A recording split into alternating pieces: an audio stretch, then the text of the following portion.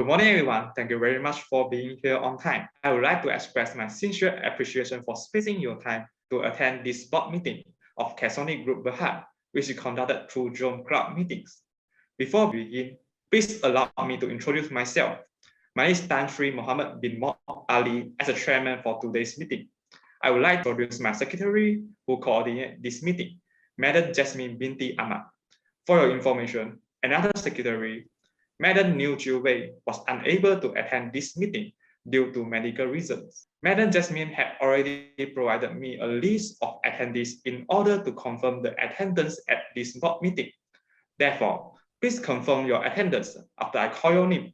You can say yes. If the person whose name I call didn't respond, I will assume that he or she is not attending this meeting. Datuk Abah bin Sukri?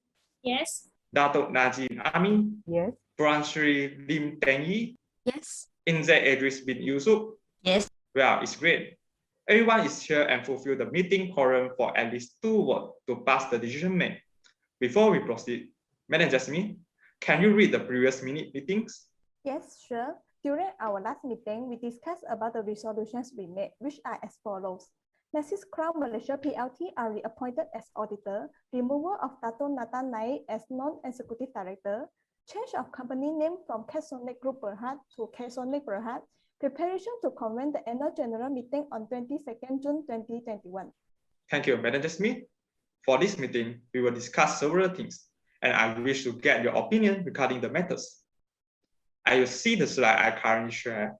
Today, we will discuss about the Catholic financial statement, declaration of dividends, re-election of directors, fees and benefit to directors, reappointment and fixing new remuneration of auditor, authority of issue share, requisition to remove and appoint directors, beneficial owner disclosure, announce the result through voting, re-announce overall result, review notice of AGM, and lastly is the resolution to held AGM and authorize secretary to issue notice of AGM. Well, let's start the first agenda. The review and approval of the audited financial statement and related statement for the year ended 31 of December 2020. According to the audited report, the financial statement is presented in a true and fair view. Datuk Abah bin Sukri, you may start your briefing about the audited financial statement. Before this meeting, I have already sent the unapproved audited financial statement to all the directors through email. Well, I have gone through the audited financial records. The auditor was certified with the sufficient and appropriate evidence and provide an unqualified opinion on the financial statements. However, the auditor concludes that there is a material misstatement of the information other than the financial statements. Next, I will talk about the financial performance of the group in 2020. As shown in the slides, our group suffered loss in 2020. The losses may be affected by the COVID-19 pandemic that had significantly impact on the global economies. Although our group activities are considered as essential operations, which can be shown in higher revenue, it is foreseen that the COVID-19 pandemic may have financial implications to the group operation, costs which result in higher operating expenses. We will implement control on operating expenses and focus on developing a new customer base. We will also evaluate any opportunity in investing into new potential business, such as building business, to achieve profit in the coming years. That's all from me. Everyone understands that a beneficial owner can have a significant impact on a company. May I inquire as to whether or not this matter has been publicly disclosed? I would like to highlight this issue. The information about beneficial owner, which is the major shareholders, must be included in the annual reports of listed companies. Since the beneficial owner disclosure will be applied in our new companies, which is not a listed company, thus the information cannot be disclosed publicly. However, this information can be accessed in a timely manner by the competent authorities, law enforcement agencies, the beneficial owners, and the person who authorized by the beneficial owner. Thank you for the clarifications. Is there any questions or comments about the financial statements? No. Oh. That's good. Now we can proceed to the polling session for approving the audited financial statement and related statements. Kindly raise up your hand if you agree. You may start right now.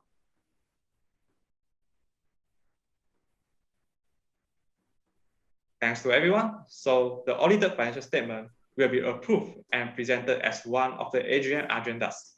For your information, the financial statements and reports will be circulated at least 21 days before the AGM. Since there's no objection regarding the audited financial statement and related statements, we can continue with our second agenda, which is the declaration of dividends. Manager Smith, may you brief us about the declaration of dividend for the current financial year?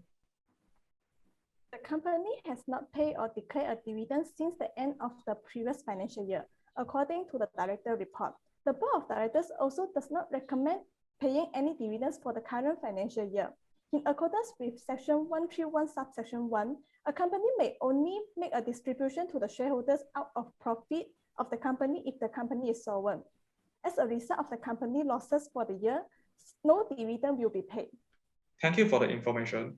Does everyone agree with this? Yes. Yes. Yes. Thank you. So we might move to the next agenda. We are wasting the time.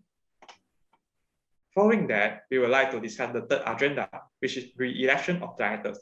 Can Manager Smith provide us some detail on the re-election? Yes, Chairman. According to Section 205, subsection 5, a retiring director shall be eligible for re-election if he is not disqualified under Companies Act 2016. However, before the re-election, the company must make a decision on the retirement of directors as per Section 205, subsection 3. At the conclusion of the next annual general meeting, 1/3 of the directors shall retire from office. I would like to know how we will decide who will retire.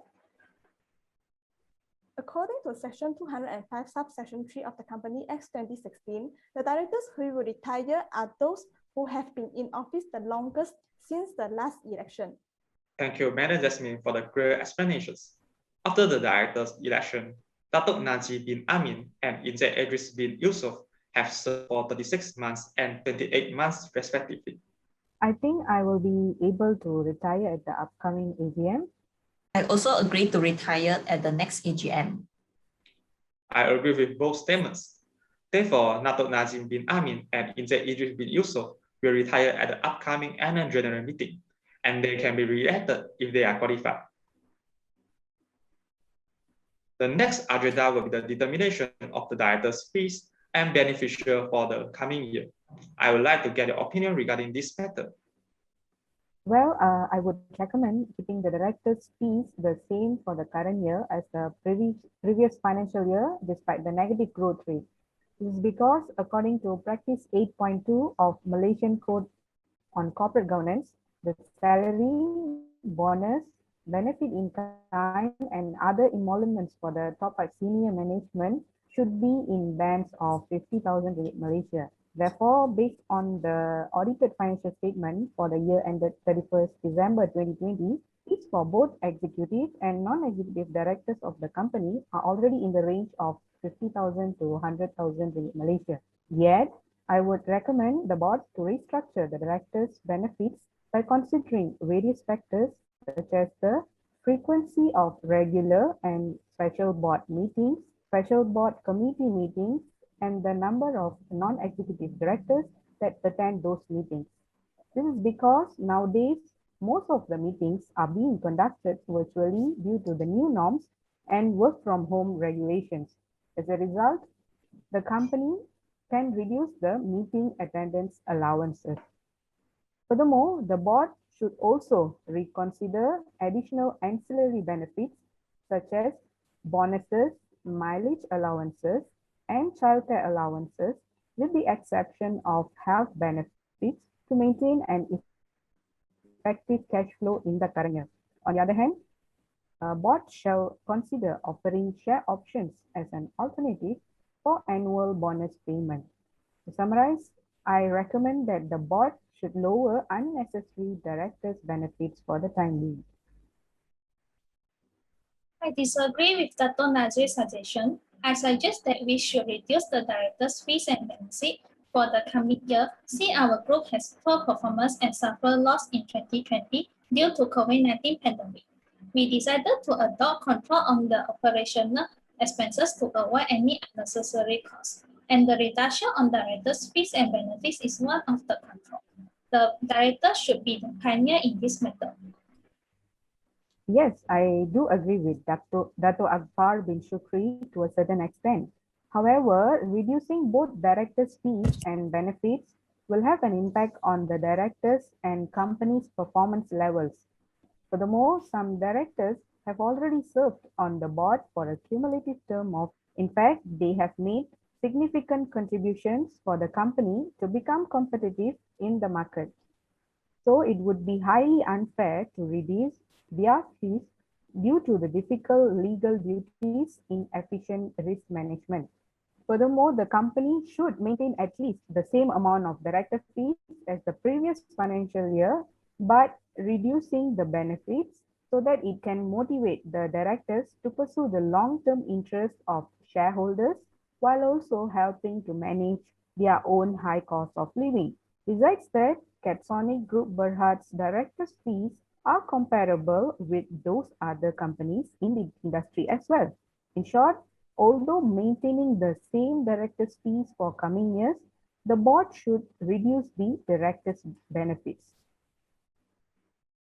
Well, here come to the poll voting as there are two suggestions from the members of floor. Please raise your hand if you agree with Dato' Naji's suggestions.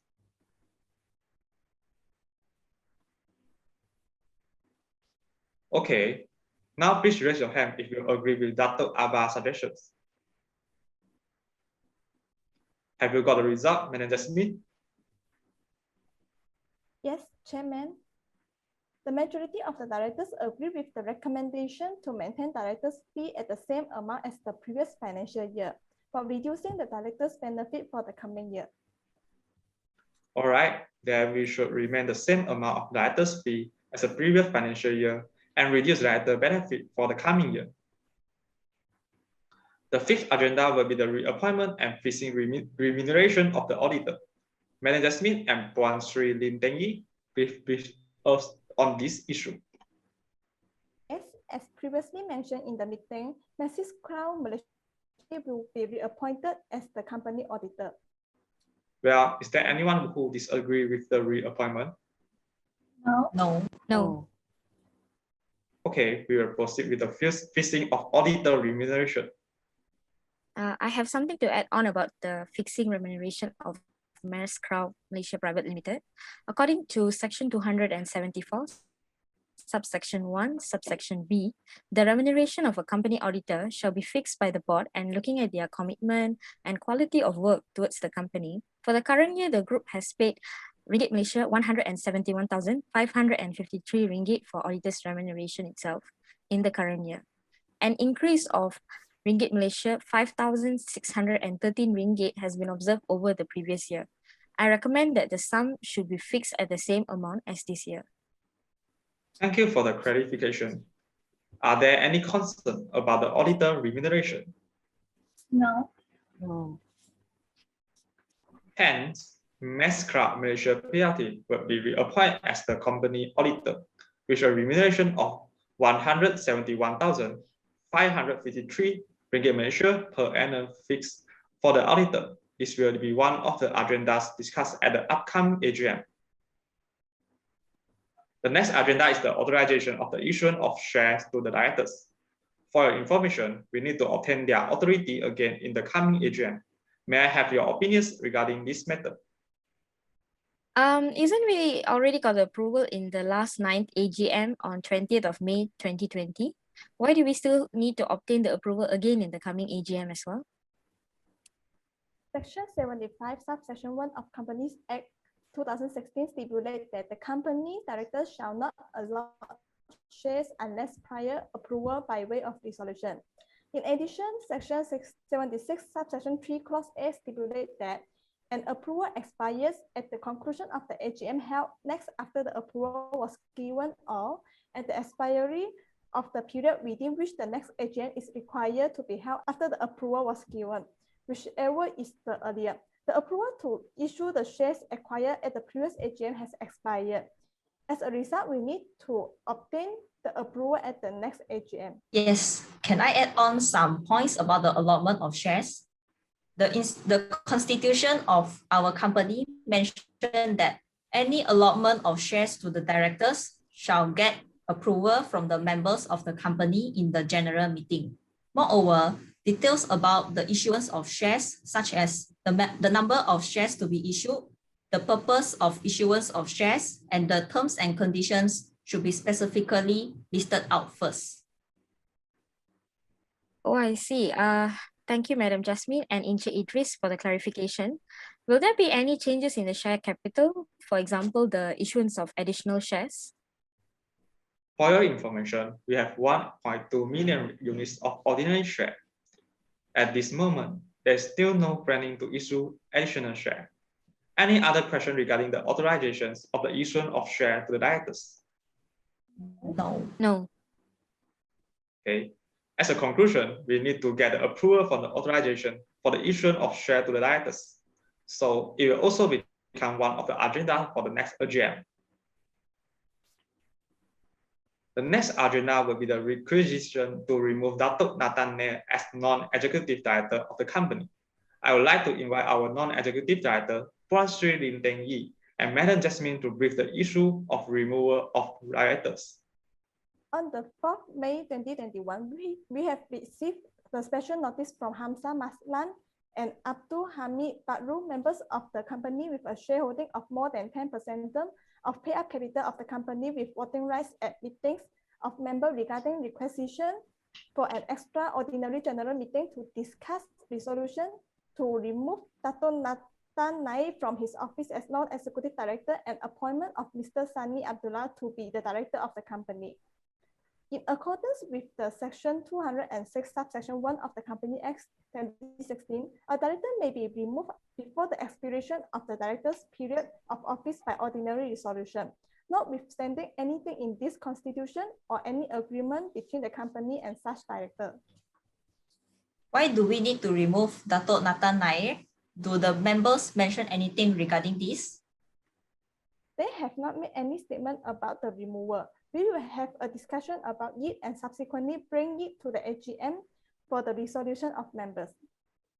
Yeah, as for my concern, Dato' Nathan Nair is fully committed and responsible for the operations of Sonic Berhad, as long as he has served as a non-executive director since September 2018, and his re-election in May 2020 demonstrates that he is capable. Again, according to subsection 207, subsection 1, upon receiving special notice for a resolution to remove a director, the company shall forthwith send to the director a copy of the special notice. Besides, the director shall be given the right to make an oral or written representation on the resolution to remove him. Therefore, Dato' Nathan Nair has an opportunity to make representation before being removed. I also disagree with Dato' Nathan Nair's removal. He's the one who is primarily responsible for the financial management of the company, and he does a great job. So, everyone disagree with Dato' Nathan Nair removal?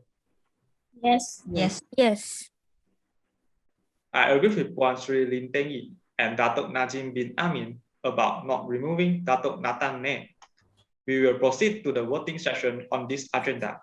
Please raise up your hand if you agree to remove Dato' Nathan Nair from the office.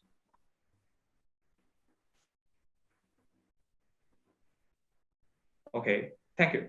As a result, no consensus has been reached to remove Dato' Nathan Nair. We will discuss this at the AGM. During the AGM, we should see the result of this work to remove Dato' Nathan Nair. The appointment of Mr. Sani Abdullah as the new director in place of Dato' Nathan Nair removal will be postponed until the removal conclusion are determined. CCM has released a guideline on beneficial owner disclosure, which can be applied to our new company, Sonic Berhad. Encik Idris bin Yusuf, may you explain the impact of beneficial owner disclosure on our company? Sure, let me give a brief explanation on it. Beneficial owner disclosure is needed to comply with Section 56 of Companies Act 2016. The Board of Directors have the responsibility to ensure that our company was empowered with this section to obtain the information about beneficial owners from our shareholders via notice pursuant to Section 56, subsection 1, 2, or 3. Then this information should be recorded separately in the register of members. Moreover, the beneficial owner's information should be notified and submitted to the registrar when submitting the annual return, which according to Section 68 of Companies Act 2016. This information must be kept in the register of beneficial owner. However, if there is any changes in this information, we need to update the changes so that the beneficial owner information is accurate and in a timely manner. For your information, beneficial owner disclosure promotes transparency in the structure of beneficial ownership and control of our company. Furthermore, the beneficial owner information can help in detecting and preventing our company from involving any illicit activities such as money laundering, terrorism financing, and so on. Thus, beneficial owner disclosure is very important in our company and should be applied in our new company. Thank you for sharing the information. Is there anything else you would like to know about beneficial owner disclosure? No. Thank you. As a result, the beneficial owner disclosure should be used for Catholic Building Sdn Bhd. Well, we have conducted 3 polling sessions for approval audited financial statement and related statement, appointment of directors and director fees and beneficiaries. So here, I would like to announce the result of both polling. First, there's no objection to the audited financial statement and related statements. It means that our financial statements are appropriately closed and reported accordingly. Secondly, regarding the director's fee and beneficiary, we have agreed to maintain director's fee at the same amount as the previous financial year while reducing director benefits. And lastly, no one agreed that Datuk Nathan Nia should be removed. All these decisions are made by vote from all of the board in this meeting. Before we continue to the next agenda, is there any question? Sorry for interrupting. I would like to comment regarding the director's fees and benefits. Okay, you may rise up.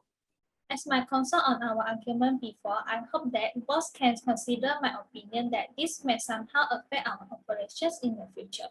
The COVID-19 pandemic had a significant impact on the current economy. Directors should retain the reserve for unforeseen impact and reinvest in other purposes to maintain going concern. The reduction of directors' fees and benefits also can give confidence to the employees that the directors will work hand in hand with them during this crisis. Thank you, Dr. Abba bin Sukri, for providing your concern. However, since our company principle is to apply democracy in decision-making, we will stick to the decision based on the previous voting session. I hope we can continue the meeting now. So I would like to announce the overall result that we have discussed during this meeting so far. For today's board meeting, we have approved the audited financial statement for the year ended 31 of December 2020 and will be presented as part of the AGM agenda. No dividend have been declared for the current financial year. At the upcoming annual general meeting, Datuk Najim bin Amin and Encik Idris bin Yusof will retire, but they can be re-elected if they are eligible. For the coming financial year, maintain the same amount of director's fee as the previous year, while reducing the director's benefit. Reappoint Ms. Clark Malaysia PLT as the company auditor with a remuneration of 171,553 ringgit Malaysia per annum. Obtain approval for the authorization of the issuance of shares to the directors and will become one of the AGM agenda.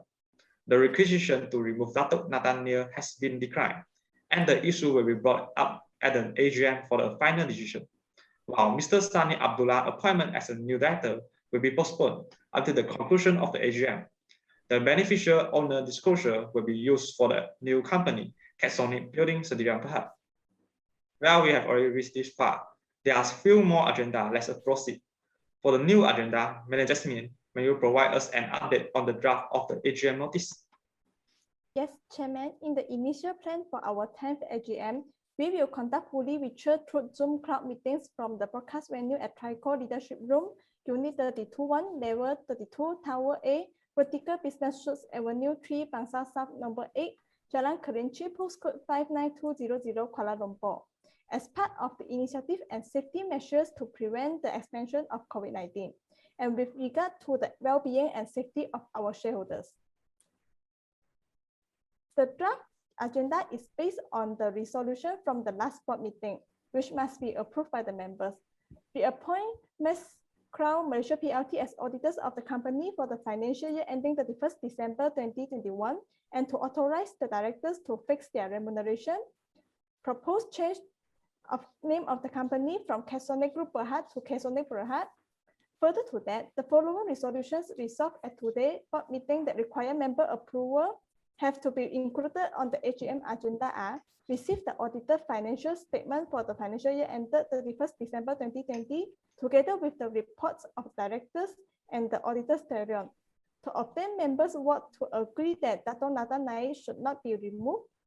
Approve the payment of fees and benefits excluding director fee payable to the director. Authority to issue shares pursuant to Section 75 and 76 of the Companies Act 2016. May I know when the invitation link will be sent to our personal email? 3 days before the AGM, I will send the invitation link to everyone's personal email. I believe this is a great way to send the link in a confidential manner because all of the directors and shareholders have registered their active email address in our company database. Directors and shareholders may notify me if anything changes. Does anyone have any additional questions? No. No.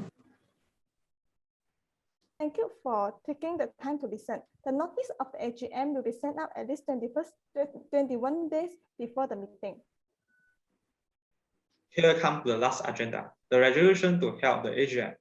The agenda were mentioned by our secretary just now and include the issue that we have resolved for today.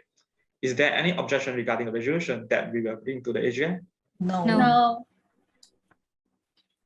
Since there is no objection, Manager Smith, please announce the detail of AGM. Thank you, Chairman. Hence, as a next step, I would like to announce the date and time for the AGM. The next AGM will be held on June 22nd, 2021 at 2:30 p.m. through Zoom crowd meetings. I hope that all of the directors schedule their meeting on 22 June 2021 so that everyone can attend. I hope the same too, and that everything goes smoothly at the next AGM. Okay, so that's our resolution on the next AGM. Manager Smith, please prepare the notice for AGM and send the notice to board members and shareholders by 1st of June. Thus, I hereby declare that all the agenda for today is resolved. If there are any changes, please make an amendment on the notice as well, but the date of AGM will still remain unchanged. We will reach the end of our meeting. Everyone present at this meeting is really appreciated. Thank you for everyone's cooperation. You may leave the meeting right now. Thank you. Thank you.